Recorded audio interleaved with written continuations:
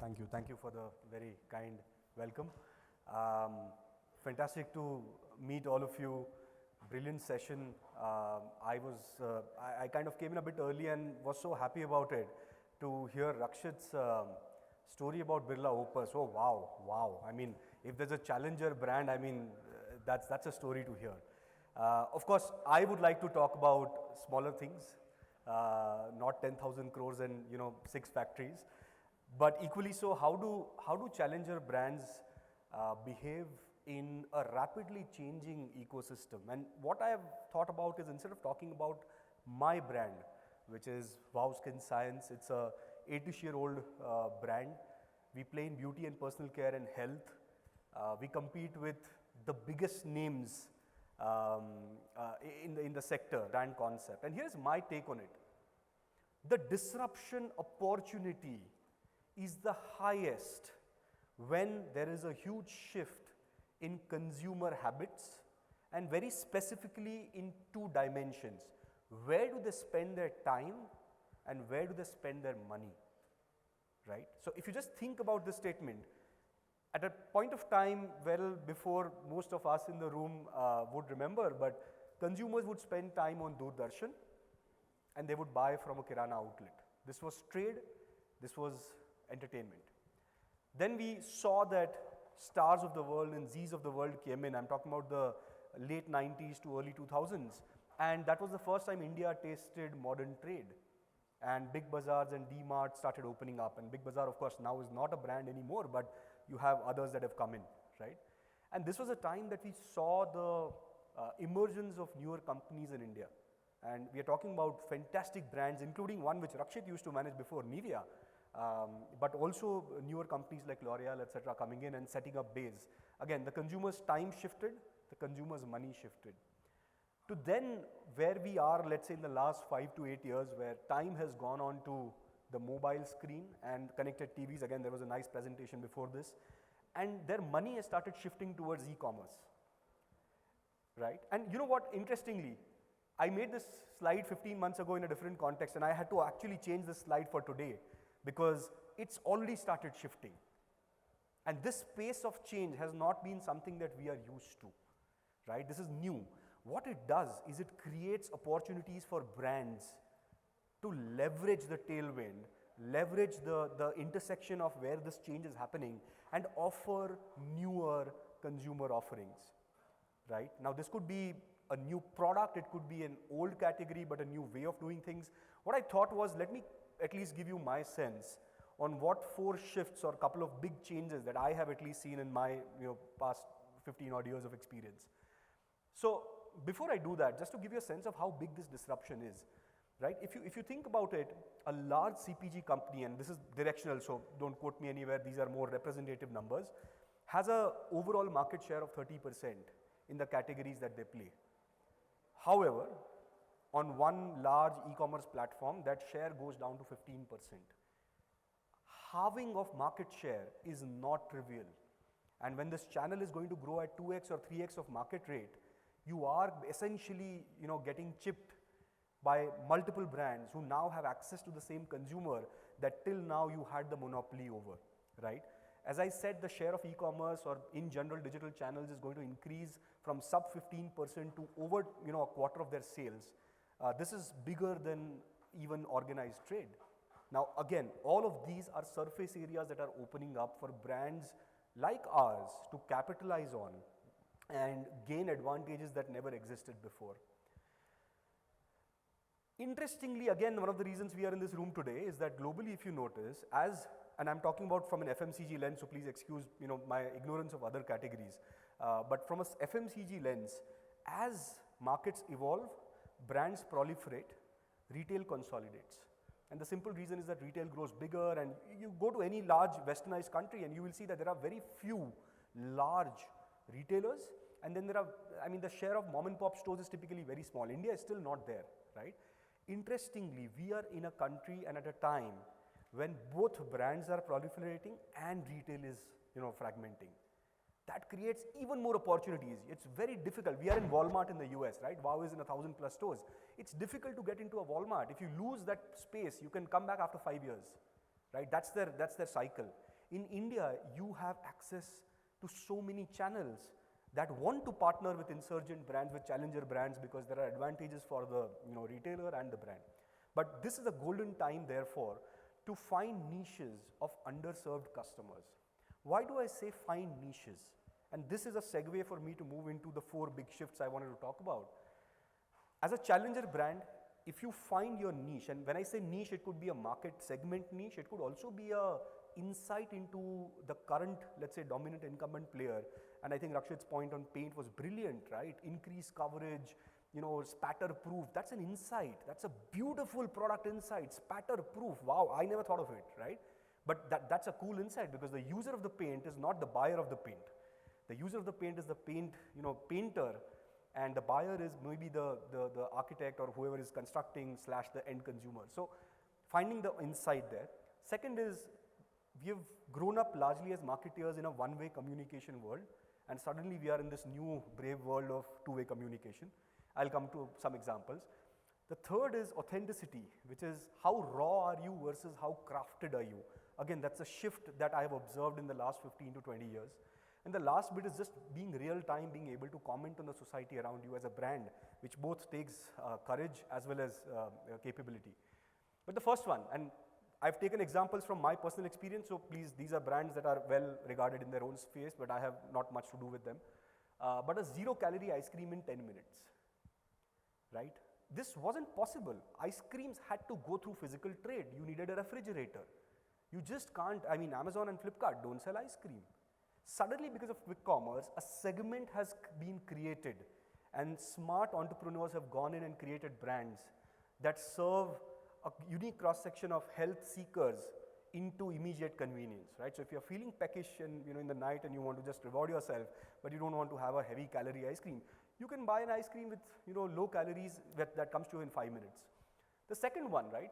Here is an insight in a category that is otherwise thought of as impossible to innovate in. This is diapers.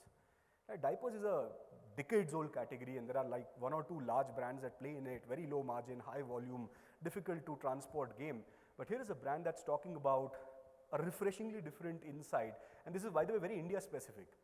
Indians have been born, right? We have seen cloth diapers being used, and it's brilliant to see a brand taking that insight into the modern world. So kudos to it. Now, this GTM, this is a GTM insight. This one is literally a niche that was just not viable for a large dominant player to even innovate in, right?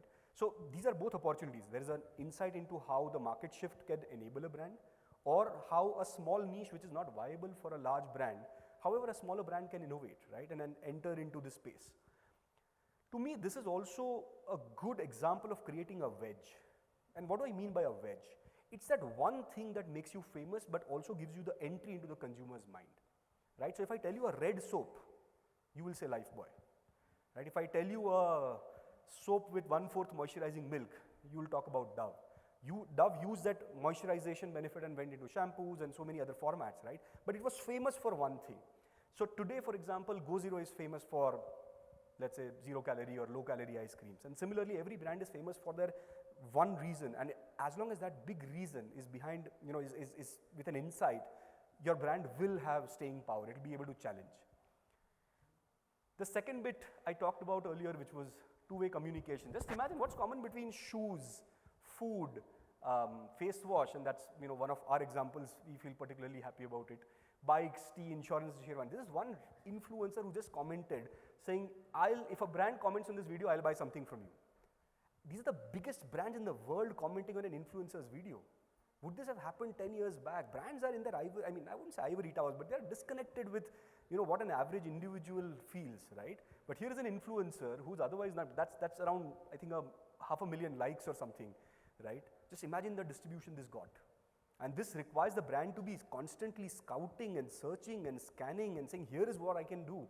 Here is what another brand is doing. Let me go and comment on it. Brands are becoming people.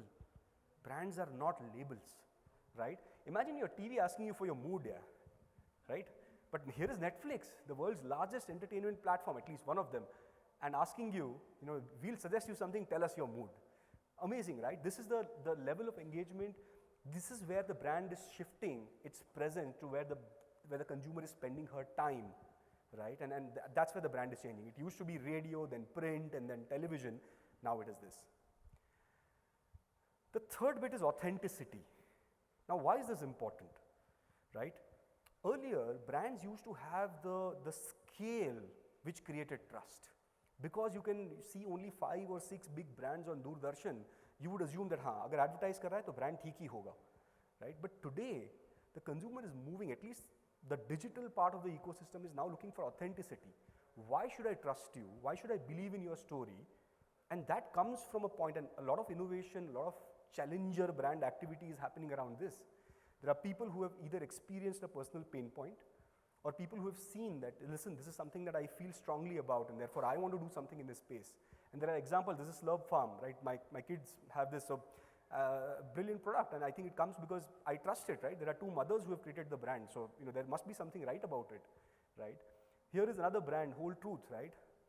They're openly talking about, and Shashank is a friend from Unilever, and they talk about, hey, chocolate prices have gone up. I'm sorry, but we're not being able to manage this, and therefore we are going to stop our production for some time. Imagine the founder coming onto social media and doing brand communication.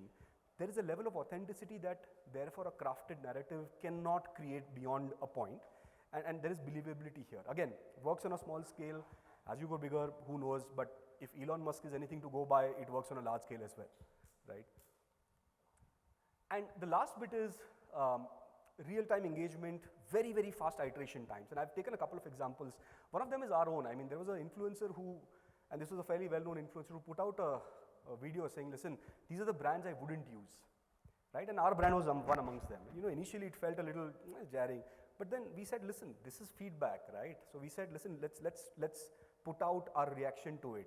In a span of a single day, not even a day, half a day, we got that video, we shot a different video of our founder reacting to that video, accepting the feedback, and figuring out ways to, how we would improve it. And we put it out and tagged that influencer right there. This is real time. And we acknowledged it. And we got a response back from her saying, hey, thanks. I didn't anticipate this kind of a reaction. Very happy you heard it. I'm eager to collaborate. Right? Now, this is again using new media basis the capabilities you create as a challenger brand. But on a larger scale, something like a Zomato, having to announce a large initiative and then pull it back in a single day because of the feedback it got from media and consumers. This was the Zomato non-veg, veg, the distribution channels being different. I cannot imagine the amount of planning that would have gone into this decision when they launched it. Right? It would have taken months.